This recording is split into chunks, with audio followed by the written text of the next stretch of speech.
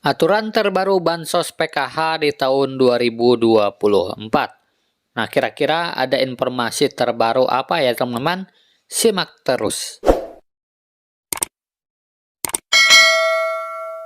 Nah, oke teman-teman, tanpa berlama-lama mari kita langsung saja pada berita pentingnya ya, yaitu peraturan bantuan PKH di tahun 2024 mendatang.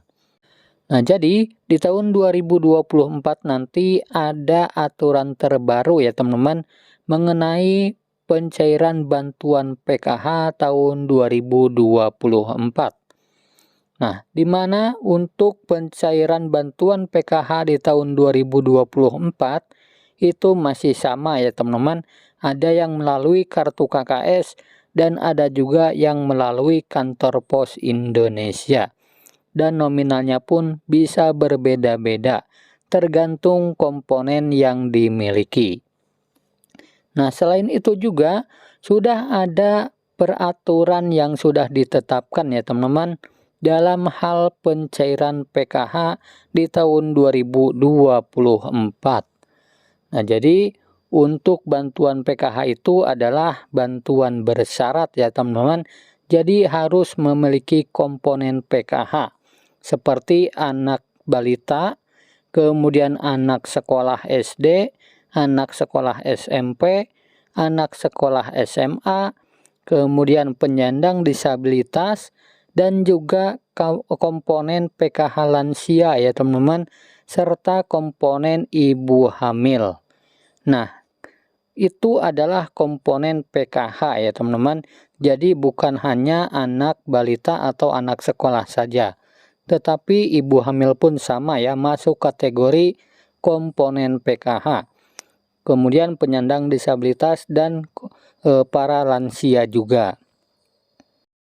Nah, kemudian dari ketujuh komponen bantuan PKH tersebut, ada 13 kriteria ya teman-teman untuk menentukan bantuan PKH-nya bisa cair. Nah, yang pertama peraturannya itu adalah kalian harus terdaftar di dalam DTKS. Jadi, mulai dari anak balita, anak SD, ibu hamil, kemudian anak SMP, anak SMA, penyandang disabilitas dan lansia tersebut harus masuk di dalam DTKS. Dan aktif ya teman-teman sebagai penerima bantuan PKH. Nah, kemudian peraturan yang kedua, di dalam keluarga maksimal hanya 4 komponen saja ya yang bisa masuk ke dalam pencairan bantuan PKH. Nah, jadi maksimalnya itu adalah 4 komponen. Jadi tidak bisa semua 7 komponen didapatkan ya teman-teman. Nah, kemudian peraturan yang ketiga, prioritas bantuan PKH yang memiliki komponen datanya itu harus aktif ya teman-teman dan padan antara di DTKS dengan di Dukcapil.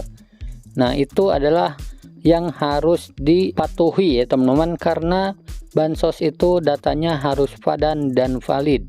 Jadi tidak boleh ada perbedaan. Nah, kemudian peraturan yang kelima, jika kalian terdaftar sebagai penerima bantuan PKH anak sekolah, baik itu SD, SMP maupun SMA, datanya harus terdaftar di aplikasi Dapodik sekolah masing-masing ya, dan datanya padan dengan DTKS. Nah, jadi tidak boleh ada perbedaan. Nah, kemudian peraturan yang keenam, untuk komponen PKH balita yang disebut sebagai komponen PKH balita itu adalah hingga anak yang kedua saja ya. Nah, apabila anak balita ketiga, ada balita ketiga ataupun balita keempat dan seterusnya, maka sudah tidak dapat dibilang penerima bantuan PKH lagi ya teman-teman, karena cukup dibatasi sampai balita kedua saja.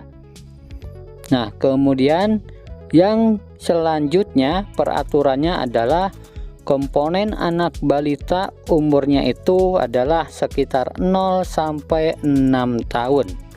Jadi jika sudah lewat 6 tahun itu bukan kategori anak balita lagi ya, tetapi sudah masuk ke jenjang anak sekolah SD.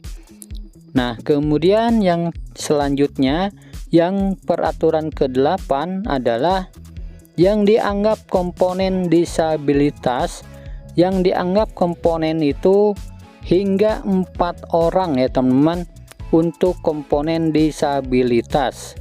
Jadi maksimalnya itu ada 4 orang ya yang bisa menerima bantuan PKH disabilitas dalam satu keluarga.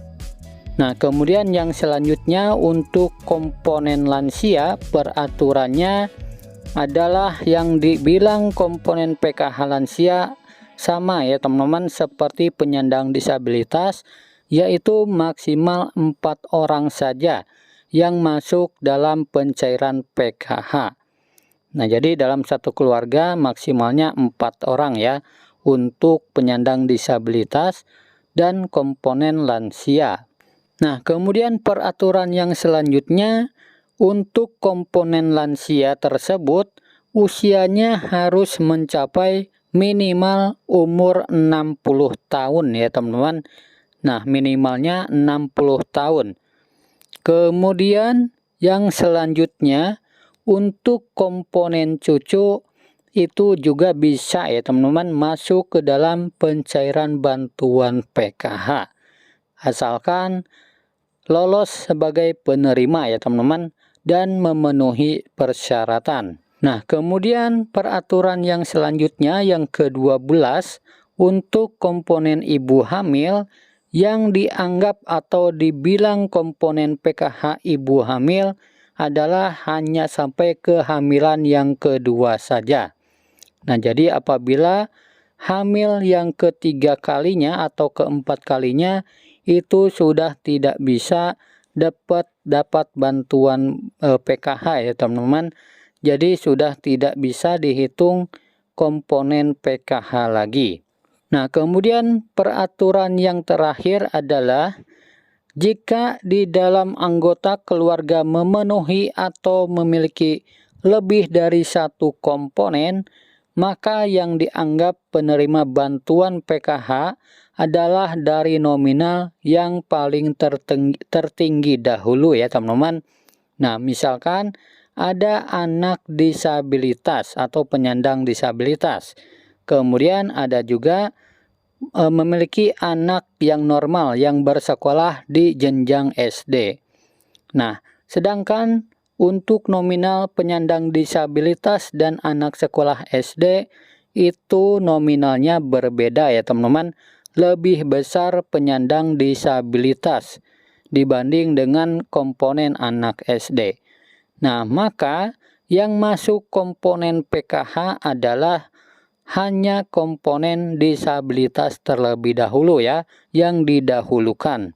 Nah, jadi sudah jelas ya teman-teman, itu adalah peraturan bantuan PKH di tahun 2024 nanti. Nah, semoga video ini bermanfaat. Sampai jumpa di video selanjutnya. Wassalamualaikum warahmatullahi wabarakatuh.